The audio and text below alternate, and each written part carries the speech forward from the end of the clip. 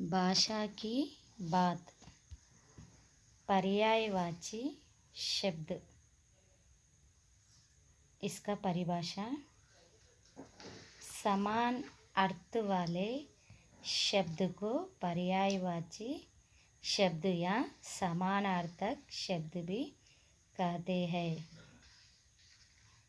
तरु, वृक्ष, पेड़, पादप, विटप, द्रुम, बिरछ, दरखत,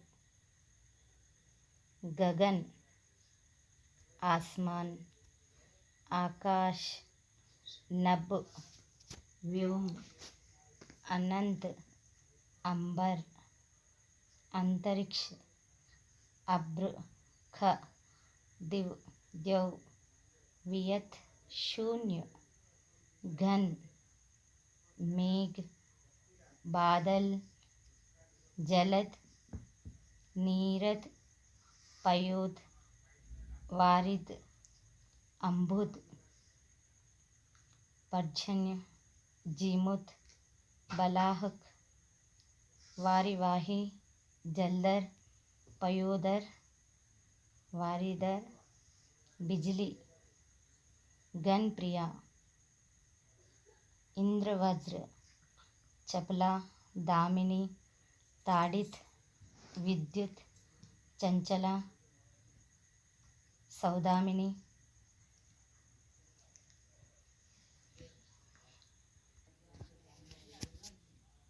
दिन, दिवस, याम, दिवा, वार, प्रमाण, वासर, तम, अंधकार, तिमिर,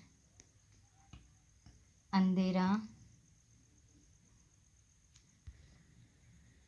मोर, मयूर, कलापी, नर्तक प्रिय, मेहप्रिय, सीतापांग, नीलकंठ, शिखी, शिवसुत वाहन, कलापी, बरही, केकी, अहिबक्षी, शिखंडी, भुजंगबुक, गण, झुंड, गिरोह, समूह, संघ, वृद्ध, समुदाय, दल, छल, निकर, तोम, पुंज, धारा, प्रवाह, धार, जलधरा, झरना, प्रनाथ, निर्जर, उत्स, स्रोत, सोता। वचन बदलना।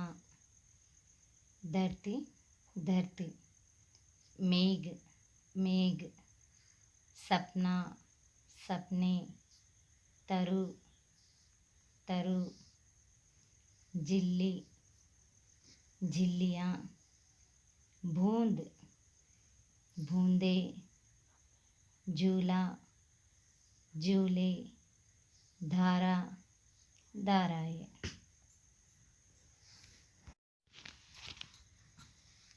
विलोम शब्द।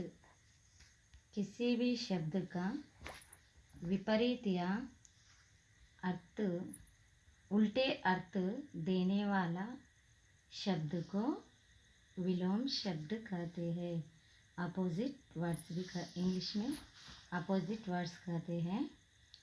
गिरना, उठना, दिन, रात, जागना, सोना, सुख, दुख, उठना, बैठना, भीतर, बाहर, जीवन, मरण, धरती, आकाश।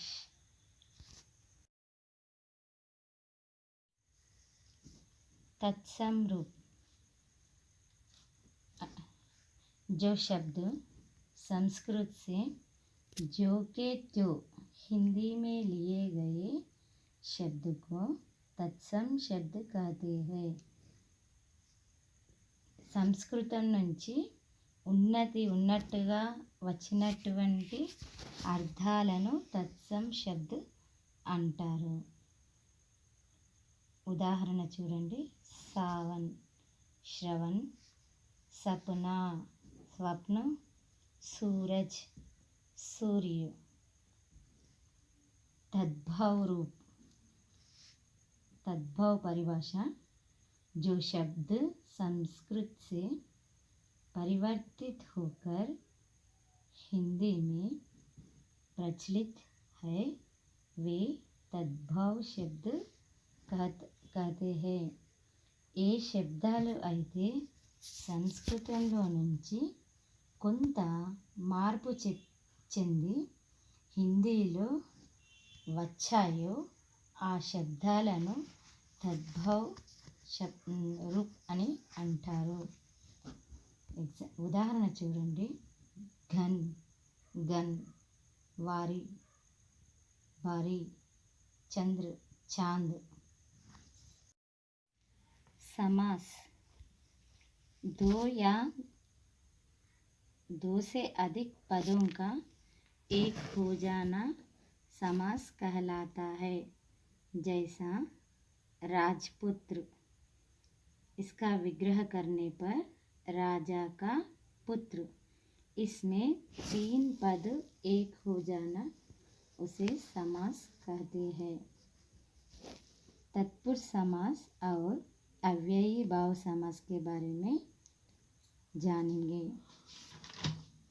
तत्पुरुष समास का परिभाषा इस प्रकार है. जिस समास का उत्तर पद प्रधान हो और पूर्व पद गौण हो उसे तत्पुरुष समास कहते हैं. छातकगण, इसके विग्रह करने पर चातक के गण. सोन बलाक, सोन का बलाक.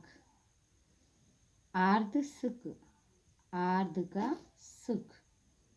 अव्ययी भाव समास के बारे में जानेंगे.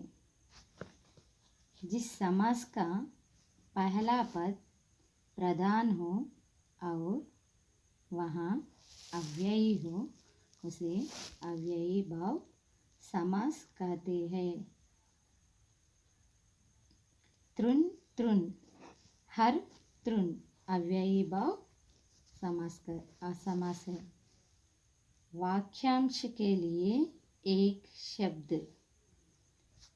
मन को भाने वाला, इसे एक ही शब्द में मन भावन कहते हैं.